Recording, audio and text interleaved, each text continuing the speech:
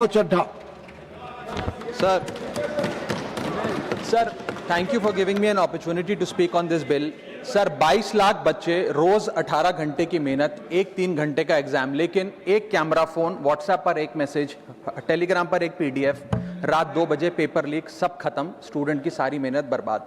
Therefore, sir, I rise today to speak wholeheartedly in support of the students of India and to welcome the Public Examination Amendment Bill 2026.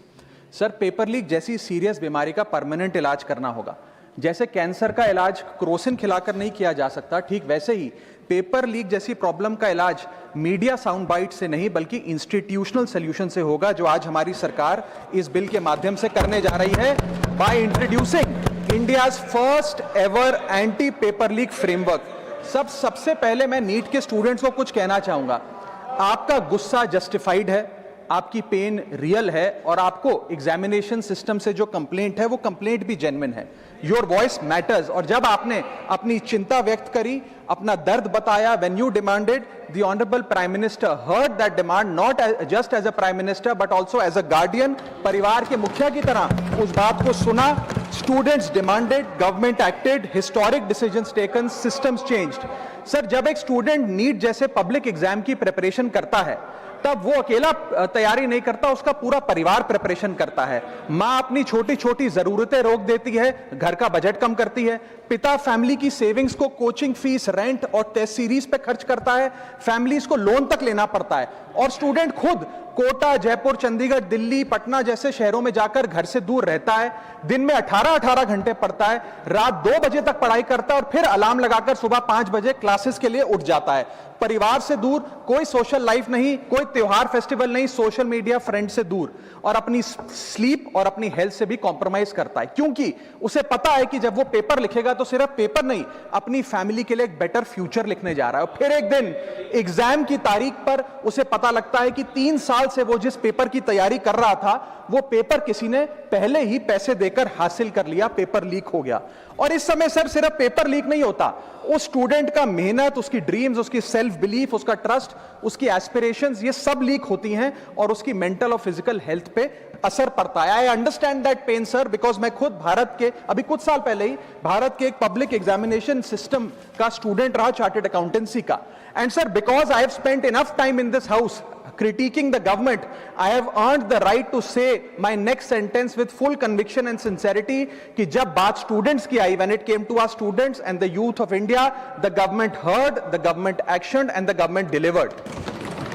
Students का feedback लिया, students की demands को honour किया और ये demonstrate किया कि सरकार स्टूडेंट्स के साथ खड़ी है. जिस उम्मीद के साथ स्टूडेंट्स ने अपनी मांग प्राइम मिनिस्टर साहब के सामने रखी, उस चिंता को, उस दर्द को समझते हुए तमाम एक्शन लिए गए, तमाम स्टेप्स लिए गए, जैसे कि शॉर्ट टर्म और long term steps. Number 1, paper leak के बाद इमीडिएटली री एग्जाम कराया गया ताकि साल बर्बाद ना हो. जांच सीबीआई को सौंपी, एसआईटी का गठन हुआ, स्पेशल इन्वेस्टिगेशन टीम, जिसने 13 लोग मेन किंगपिन समेत गिरफ्तार किए. मात्र 75 दिन में, आज से 2 दिन पहले जब 75 दिन पूरे हुए जांच के, चार्जशीट भी फास्ट ट्रैक कोर्ट में दर्ज करा दी गई. जांच को महीनों सालों लटकाया नहीं.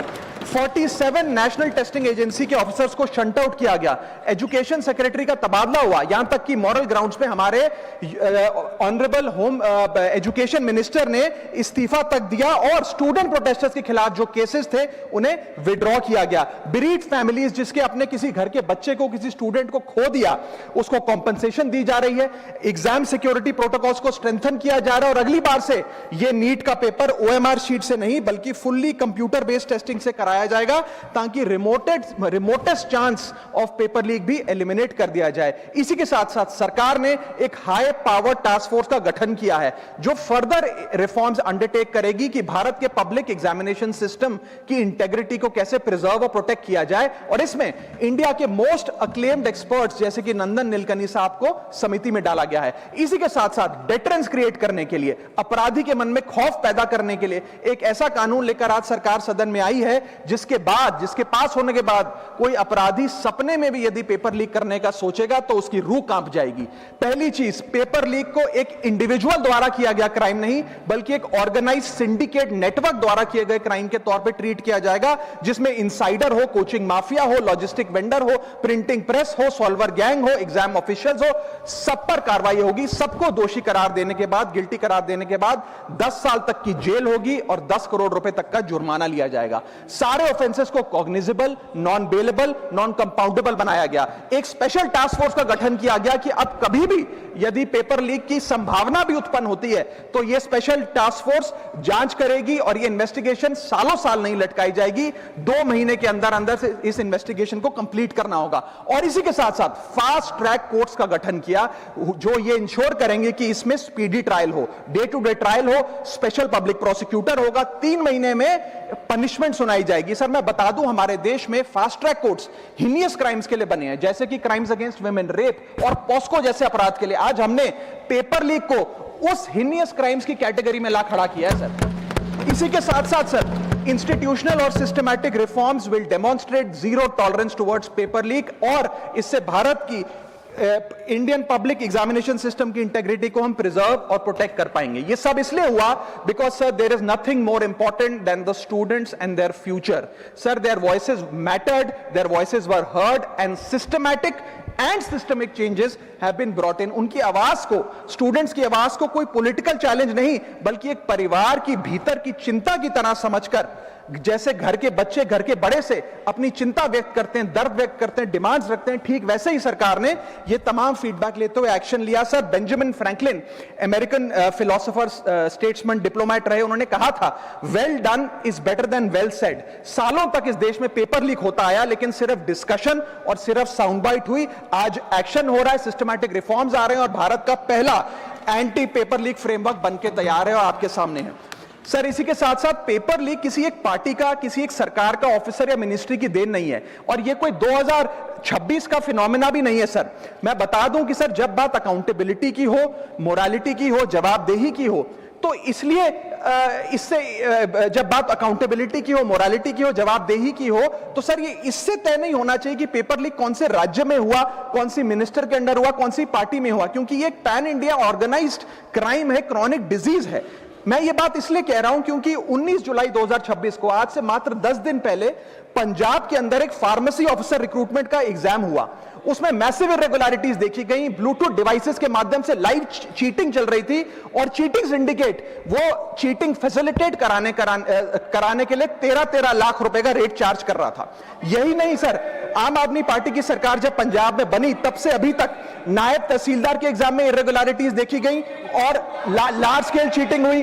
पंजाब स्टेट एजुकेशन बोर्ड में 12वीं क्लास का इंग्लिश का पेपर लीक हुआ, पीएसटीईटी स्कूल टीचर रिक्रूटमेंट का एग्जाम का पेपर लीक हुआ, पीएसएसबी के ग्रुप ऑफिसर के रिक्रूटमेंट का एग्जाम लीक हुआ, एग्रीकल्चरल डेवलपमेंट ऑफिसर के रिक्रूटमेंट का एग्जाम लीक हुआ, और एक्साइज और टैक्सेशन इंस्पेक्टर की रिक्रूटमेंट की मेरिट की लिस्ट जब आई तो उसमें हम डाल के जारी कर दिया गया। सर मैं आ रहा हूं, अब मैं कांग्रेस पे आ रहा हूं।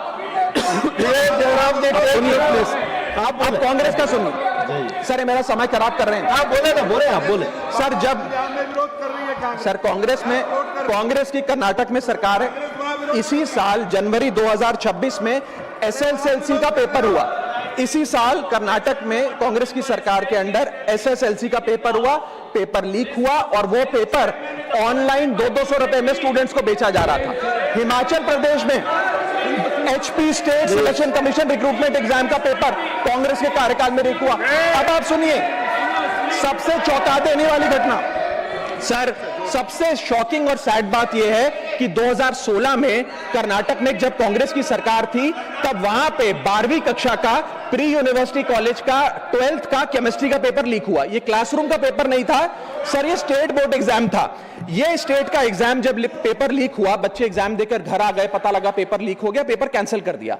20 दिन बाद री एग्जाम कराया गया, री एग्जाम का पेपर भी लीक हो गया, और उसके बाद रात को 3:30 बजे वो पेपर व्हाट्सएप पे घूम रहा था, री एग्जाम को भी कैंसिल करना पड़ा। इसके बाद जब जांच हुई, स्टेट सीआईडी ने जांच करी तो 3 लोगों को अरेस्ट किया, जिसमें कर्नाटक सरकार के मेडिकल एजुकेशन मिनिस्टर डॉक्टर शरण पाटिल का पीए खुद शामिल था। पीए 10-10 लाख रुपए लेकर पेपर लीक कर रहा था। उसके बाद जब मंत्री जी से पूछा गया कि आप इस्तीफा क्यों नहीं देते, आपकी मॉरल और डायरेक्ट जिम्मेदारी बनती है, आपके दफ्तर का आपका पीए पेपर लीक कर रहा है, आप क्यों नहीं इस्तीफा देते? तो उन्होंने कहा कि there is no question of resigning, अगर कुछ गलत हुआ है तो वो मेरे पीए का पर्सनल मैटर है, उसकी पर्सनल लाइफ है। वहां सर ऑफिस गवर्नमेंट का, डेजिग्नेशन गवर्नमेंट की, एक्सेस गवर्नमेंट का, बट अरेस्ट की बात आई तो पर्सनल लाइफ का मैटर है। और आयरनी देखिए, आज 2026 में कर्नाटक में फिर कांग्रेस की सरकार है और डॉक्टर शरण पाटिल फिर मंत्री हैं और उसी विभाग के मंत्री हैं, मेडिकल एजुकेशन विभाग के मंत्री। ये है स्टैंडर्ड ऑफ अकाउंटेबिलिटी।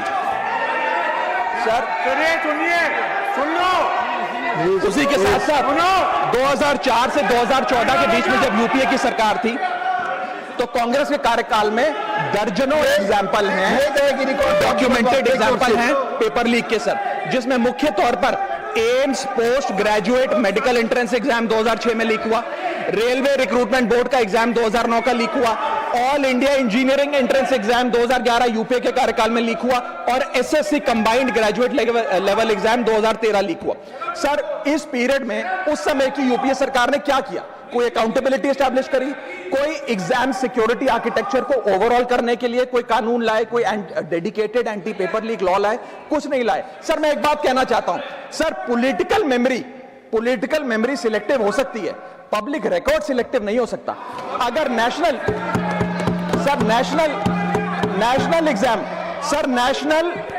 एग्जाम का पेपर लीक अगर नेशनल क्राइसिस है, जो कि है, तो सर ऑपोजिशन रूल स्टेट का पेपर लीक एक लोकल इंसिडेंट कैसे हो सकता है? सर स्टूडेंट में तो फर्क नहीं होता। अगर नीट के स्टूडेंट्स का पेन जेन्युइन है, जो कि जेन्युइन है, तो सर पंजाब के फार्मेसी एग्जाम के स्टूडेंट्स का और कर्नाटक के एसएलसी एग्जाम के स्टूडेंट्स का पेन भी जेन्युइन है। स्टूडेंट का पेन पार्टी देखकर चेंज नहीं होता और ठीक उसी तरह रिफॉर्म और अकाउंटेबिलिटी भी पार्टी देखकर चेंज नहीं हो सकती। अब मैं स्टूडेंट्स के बारे में कुछ कहना चाहता हूं। सर देयर वॉइस मैटर्स, उनकी मांगे जायज हैं। सर स्टूडेंट्स द्वारा प्रोटेस्ट करना, सवाल पूछना, डिमांड रेस करना, कोर्ट जाना, पीसफुल मार्च निकालना, ये सब उनका संवैधानिक अधिकार है और ये करना भी चाहिए। लेकिन सर स्टूडेंट का प्रोटेस्ट स्टूडेंट का रहे, किसी पॉलिटिकल पार्टी की रैली ना बन जाए, वे अपना माइक किसी को आउटसोर्स ना करे, क्योंकि सर स्टूडेंट की लड़ाई तो एग्जाम सिस्टम को सिक्योर बनाने की है, नेताओं की लड़ाई अपनी सोशल मीडिया रीच बढ़ाने की है। सर जब पॉलिटिकल लीडर्स प्रोटेस्ट के टाइम पर बैरिकेड के आगे स्टूडेंट को भेज खुद कैमरे की सेफ साइड पे रहें, तो उनसे पूछिए कि रिस्क मेरा और रील तुम्हारी, ये पार्टनरशिप कैसी? सर स्टूडेंट का मूवमेंट स्टूडेंट के फ्यूचर के लिए है, किसी फ्लॉप पॉलिटिकल पार्टी के कमबैक के लिए नहीं है सर। और जो पॉलिटिकल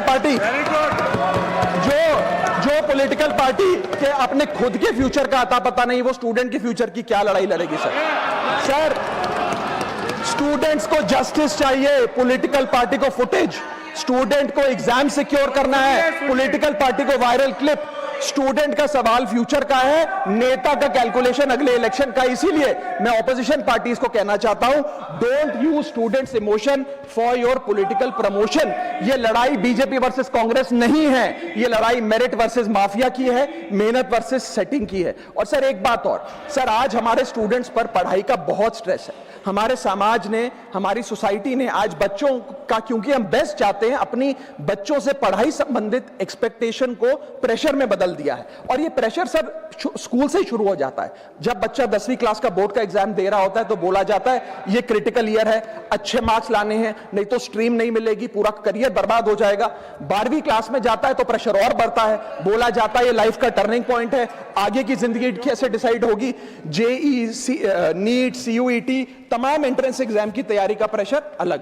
और सर जब कॉलेज पहुंचता है तो एक अलग ही लेवल का प्रेशर होता है, उसको बोला जाता है सीजीपीए ठीक रखो वरना प्लेसमेंट नहीं मिलेगी। ये पूरी लाइफ का सवाल है, करियर का सवाल है, हर स्टेज पर प्रेशर का सिलेबस बढ़ता जाता है, बढ़ता जाता है, बढ़ता जाता है। और ओवरऑल सर इंडिया में कंपटीशन बहुत फास्ट स्पीड पे बढ़ रहा है, लेकिन उसी के साथ साथ कंपैरिजन भी बहुत फास्ट स्पीड पे बढ़ रहा है। सबसे पहले जब बच्चा स्कूल जाता है तो अपने स्कूलमेट्स क्लासमेट से कंपैरिजन होता है, कोचिंग सेंटर जाता है तो वहां कोचिंग सेंटर के स्टूडेंट से कंपैरिजन होता है, ऑल इंडिया रैंकर से कंपैरिजन होता है, घर आता है तो पड़ोसी और रिश्तेदारों के बच्चों से कंपैरिजन होता है।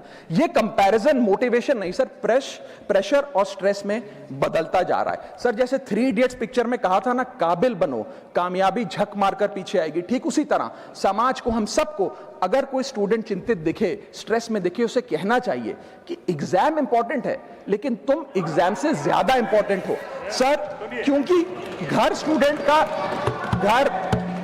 स्टूडेंट का सेफ स्पेस होना चाहिए सर, दूसरा एग्जाम सेंटर नहीं। और एक रैंक रिजल्ट डिसाइड कर सकती है बच्चे का, उसका फ्यूचर नहीं, वैल्यू नहीं, उसकी पूरी जिंदगी नहीं। और अंत में sir, I just take 1 more minute sir, अंत में मैं अपने वेल विशर्स को भी कुछ कहना चाहूंगा जो पिछले कुछ समय से मुझे कह रहे थे कि राघव आप नीट के इशू पर कब बोलोगे, आपको हम सुनना चाहते हैं। मैं बड़ी हम्बली कहना चाहता हूं सर, जब मैं ऑपोजिशन में बैठता था तब सवाल मेरा हथियार था, आज मैं ट्रेजरी बेंचेस पर बैठता हूं, आज सोल्यूशन मेरी जिम्मेदारी है। मैं भी रोज कैमरे के सामने आकर साउंड बाइट दे सकता था, लेकिन मुझे हेडलाइन नहीं सर, मुझे आउटकम चाहिए। और जब मैं ऑपोजिशन में था तब मेरा काम इशू रेस करना और सवाल उठाना था, और पूरा सदन और आप जानते हैं मैंने वो काम पूरी ईमानदारी से किया। लेकिन आज मेरा रोल कैमरा के सामने अटेंडेंस लगाने का नहीं है, मेरा role is my focus is to fix the system.